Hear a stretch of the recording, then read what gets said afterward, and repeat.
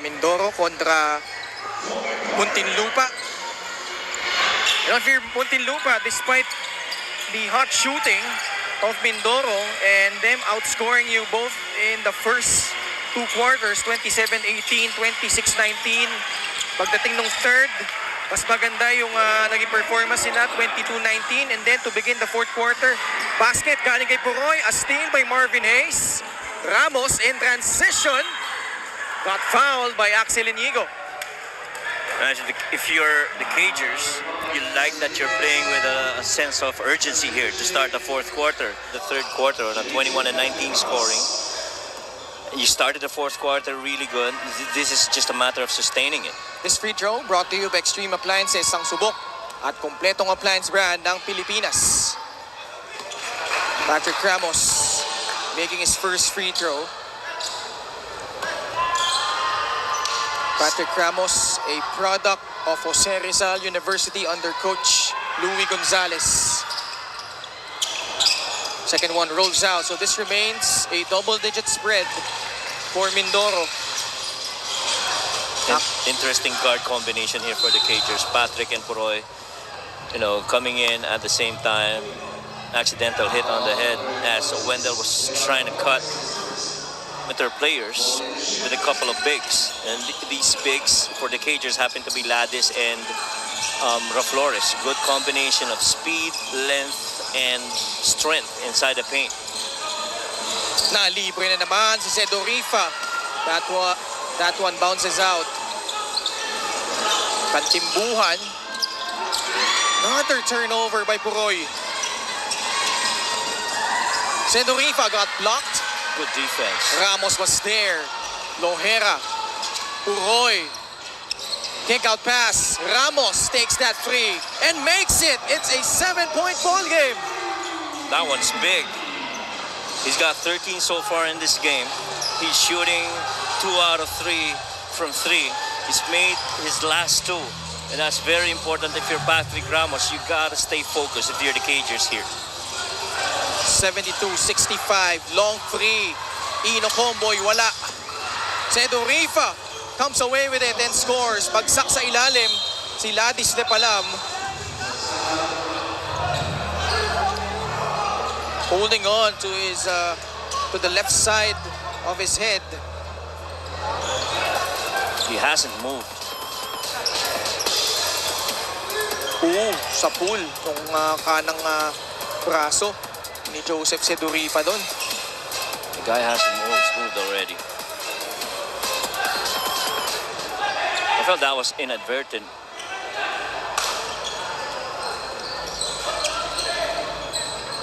I think there's blood coming out. Is that from the mouth of or the lip of Ladis Lepalan? He wants to stay. Kailangan siyang palitan. Kailangan siyang palitan. Ano eh.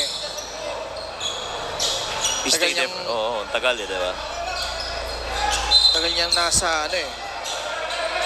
Or wait a minute. Will they let him stay? That's gotta be a sub. Are they letting him stay?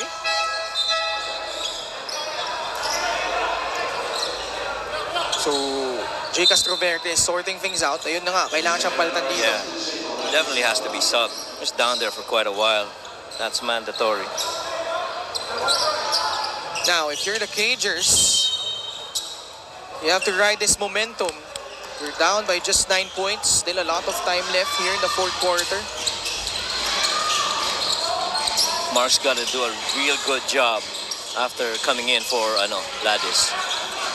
Sa poste, Flores. That familiar hook shot. Sarangay keeping that ball in play. And 2 more free throws coming up for the veteran. Boy, Mark Sarangay rising up to the occasion, going up against the lengthier Marion Magat. He just barely came in. Was able to locate that miss and that offensive rebound for the Cagers. LGR is the official outfitter of the MPBL. Has missed his last 2 free throws though.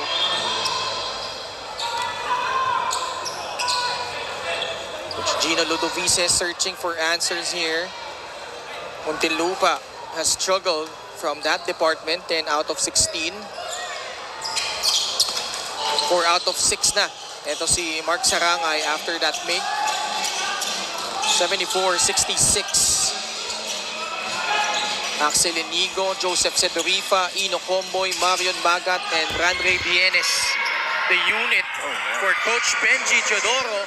Joseph Sedorifa has scored the last 5 points for the Tamaraws. That's gotta hurt.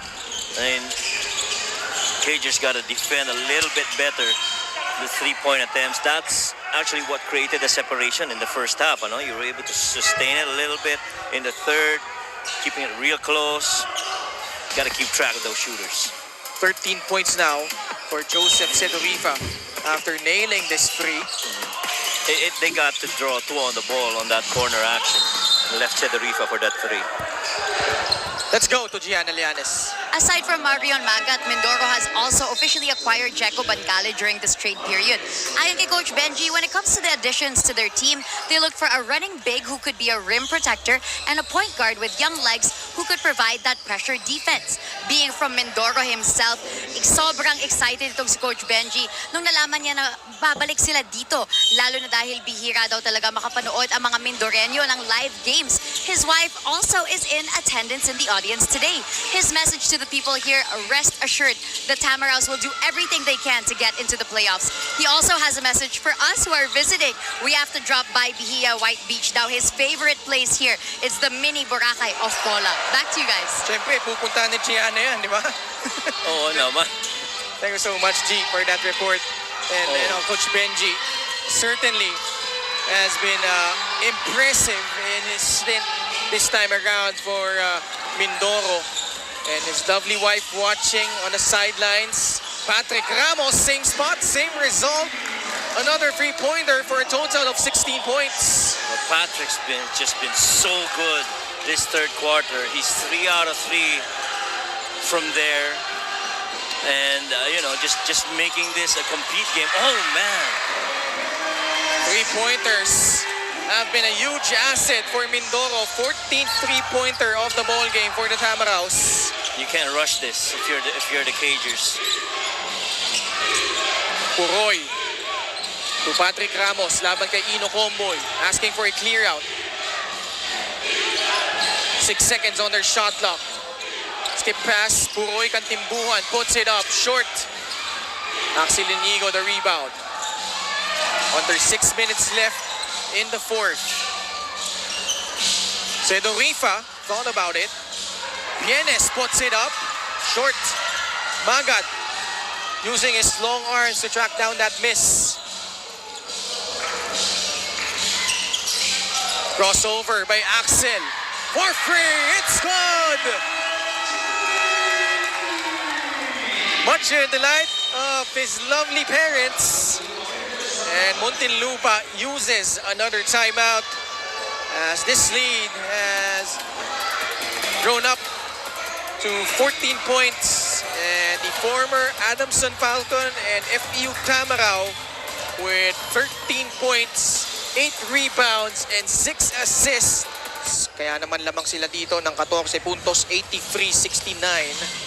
And this is a half that's been a little bit slower, considerably slower for Ino Comboy. He's only had 1 point. He's got 17 right now after scoring 16 in the first half. And this has been a quarter that's taken over by Axel Inigo. What a pass by Patrick. Sarangay, gumapang muna bago na ipasok yung tira na yun. Excellent second half by Patrick Ramos. What more can you ask from this young guy if you're a Cagers? Mindoro spacing the floor. 4 out here. Sedorifa against Kurt Lohera. Past the halfway point of the fourth. Joseph, shot clock winding down, puts it up. That one's forced. Matiliano will bring the ball down for the Cagers. Lohera at the middle. Kurt now takes that free. Foul called on Mindoro. A push by Marin Magat. And Kurt Lohera was, after that shot, was actually talking to Flores saying, you know, I'd like you on the ball side post so I can feed you. Ladis Lepalam returns for Mark Sarangay. So the newest addition of Muntinlupa getting some important minutes here. Flores, they need this one. That one not even close. Jera Flores. So the drop in production has been immense. Averaging only 5.8 points on 25% shooting in his last 4 games. Meanwhile, this guy has been sizzling. Bam Bam Gamalinda with 18 points. That was his 4th three-pointer of the ball game. Axel Inigo, that's his 7th assist of the game. Really just staying composed and finding open teammates. Layup does not work. Inigo with a double-double. 13 points, 10 rebounds, and also has 6 assists. Well, somewhere out there, Achi's got to be cheering for his brother right now. His brother's doing real good. Ay nako, siguradong nanonood yun si Achi. At hindi rin papatalo yan. Oo. Competitive eh. Oo. No, but seriously though, I'm sure he's pretty happy Oh, yeah. with how Axel has been performing tonight. Without a doubt. Lepalam can catch that pass cleanly. Natapik ni Ino Comboy palabas. Bola mananatili sa Muntinlupa with 13 on their shot clock. Tomark, baseline. Gets it to Lepalam. Lohera. 9 on their shot clock. Matiliano pulls the trigger. Still can't find the range. Axel behind the back. Got bumped. Foul on the floor against Patrick Ramos. Yeah, let me tell you something. I strongly feel that Axel Inigo loves this matchup with Patrick Ramos right now. Going toe-to-toe with him, understanding, you know, the challenge that Patrick is giving him. He's not gonna back down from that. And so he's really loving this matchup, especially here in the second half.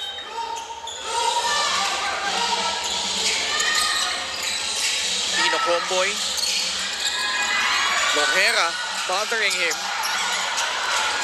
Comboy maintains his dribble. 9 on their shot clock. Ino frees himself up for a free. And Ino Comboy, 20 points. That's his 4th free. And just his 4th point here in the second half. But how about, you're not taking that ball away from me and I'm gonna make you pay with a 3. Lepalam got held up. Mindoro with an 18-point advantage, their biggest of the ball game. Look at that. He used that screen after multiple dribbles where Lohera was trying to steal off of him, and he says, try and defend this. And he knocks down that 3. And that's also the value of Marion Magat. Now for a guy his size, very wiry, lengthy, but also a good screen setter para dito sa Mindoro. And those two guys that you saw seated to each other, it's Ken Bono and Ino Comboy, both pretty much have been leaders to this team, but they have really allowed the other guys to, you know, shine on the spotlight whenever possible for the Tamaraws. By the way, Ken Bono pretty much went back and forth dito sa Mindoro, Manila. Played in game number 2 of the finals sa San Juan last Wednesday. Came back on Thursday to be one of the judges in the Pola's Got Talent. Bumalik nung Friday ulit sa Maynila para maging parte ng game number 3 ng kanilang Alumni League Finals. Nanalo sila doon. And he got The Finals MVP award. And then here, playing some quality minutes for Mindoro. We had breakfast earlier with Coach Benji, and we were talking about this, about Ken Bono going back and forth, and he says, oh wow. And you see the reaction of Coach Gino. He just can't believe all these made threes.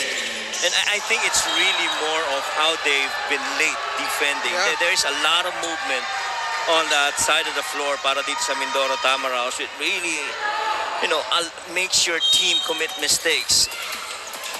A spin right here, good block by Marion Magat. You're not doing that against a big guy. Sa kagandahan dito sa mga 3-point conversions ng Mindoro, it comes within the flow of whatever offense they're trying to run. That's right. Sedorifa maintains his pivot foot, and that should be the nail in the coffin as Mindoro looks like they'll secure win number 10. And you know, Muntinlupa also has 10 wins, as well as Rizal and Jensan. And this is an impending 4-game losing streak for Muntinlupa right now.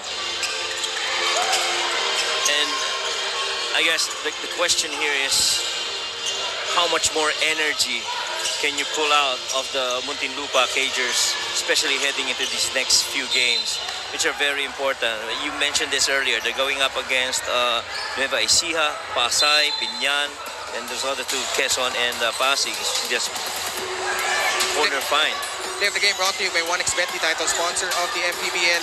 Your choice, your victory. Feel more game with 1xBet. And every time that ball goes downhill, you have to make a corner guy back cut. Exactly how Sedorifa did that, and to go with footwork on that lane finish. Muntinlupa about to suffer their 4th straight loss. They had a great start to this season, 10-2. But you know, as early as that game against San Juan, you know, I've already mentioned this. It's gonna be a test of character for them. Dahil sunod-sunod yung mga mabibigat na kalaban nila. How would they deal with this kind of adversity? Because they were just clicking on all cylinders to begin the season. At one point, they were actually shooting 40% from beyond the arc. That has dramatically dropped down to only around 32%, which is still a good number. But it's, you know, mababa compared to the previous ones that they hit. Saka hindi natin nababanggit yung shooting clip nila from that distance during that losing skid, which is probably below 30%. Yes, and even yung volume shots, I feel is also a matter for them to look at. Speaking of the Cagers, after winning their first 5 games, losing just by 1 to Bataan, and then able to recover against Valenzuela and Rizal, but then meeting up against a very strong Zamboanga this season, it's just been tough para dito sa Muntinlupa Cagers. But you got to give credit to Mindoro, and they had a tough start to the season. At one point, they were just 1-5. So they made some changes, and now they're under Coach Benji Teodoro, about to go 7-3 under his tutelage. The Mindoro Tamaraws, the fans have been looking forward to this game, them coming back home and being able to really just sustain this run. And this town has hosted real well these games in Apola. I personally would like to say this is one of the good places that we've been to here in the MPBL. Our best player of the game. Final score po natin, 94 for the Mindoro Tamaraws, 76 for the Muntinlupa Cagers. Axel Inigo, just 1 assist short of a triple-double. Kasama niya ngayon si Miss Gianna Lianes.